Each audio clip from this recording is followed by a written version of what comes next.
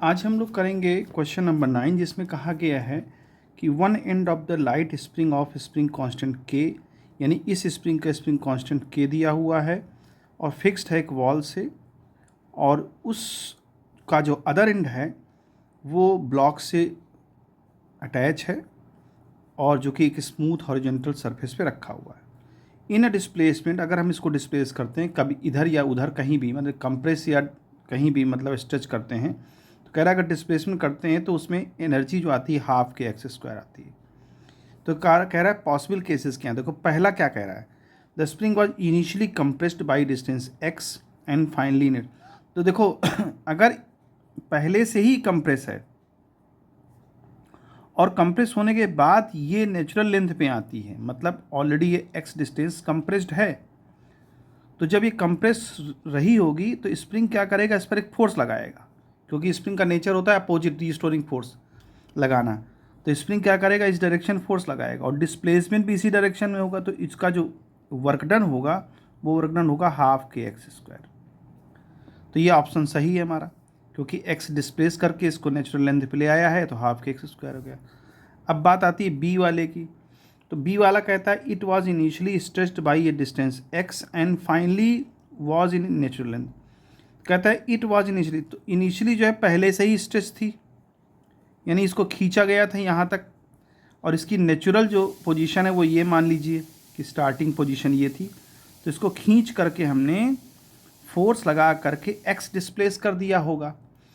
तो जैसे ही इसको हम छोड़ेंगे या जैसे ही इसको हम जो रिलीज़ करेंगे तो ये इस तरफ भागना चाहेगी, यानी एक्स डिस्टेंस ही कवर करेगी। तो जब एक्स डिस्टेंस कवर करेगी तो स्प्रिंग के द्वारा, यानी स्प्रिंग की वजह से जो किया गया वर्क है वो हाफ के एक्स स्क्वायर हो जाएगा। तो ये भी सही ऑप्शन है कि स्ट्रेच पोजीशन से अगर छोड़ेंगे तो स्प्रिंग जो है इस पर अपनी डायरेक्शन में लेके आएगी, तो नेचुरल सी बात है, ठीक है। फिर तीसरा ऑप्शन कहता है कि it was initially in its natural length finally in compress. देखो अब इनिशियली इसकी जो है अगर कम नेचुरल लेंथ पे था और इसको कंप्रेस किया गया हमने अपना फोर्स लगा करके, तो स्प्रिंग तो नहीं लगा रही है ना इस पर, स्प्रिंग तो इसी डायरेक्शन में लगा रही है ताकि अपनी नेचुरल लेंथ में आ जाए।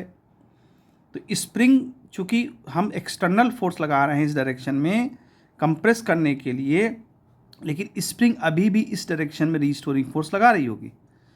तो अगर हम इसको एक्स कंप्रेस कर देते हैं तो जो फोर्स है वो माइनस हाफ के एक्स स्क्वायर स्प्रिंग की वजह से लगेगा। क्यों?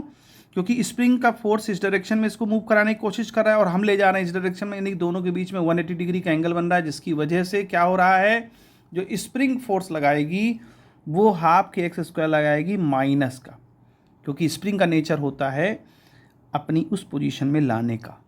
तो स्प्रिंग जो है इस डायरेक्शन में लाना चाहेगी लेकिन हो रहा है उसके अगेंस्ट वर्क, जिसकी वजह से माइनस आ रहा है। तो ये ऑप्शन गलत हो गया क्योंकि माइनस साइन आ जाएगा। फिर डी वाला है कि it was initially natural length finally, हाँ अब कह रहा है कि अगर, अच्छा शायद ये स्ट्रेच्ड पोजीशन, ठीक है। कहता है it was finally in natural length, मान लीजिए नेचुरल लेंथ है और इसको हमने क्या किया, स्ट्रेच किया, इसको स्ट्रेच करके यहाँ तक ले आए।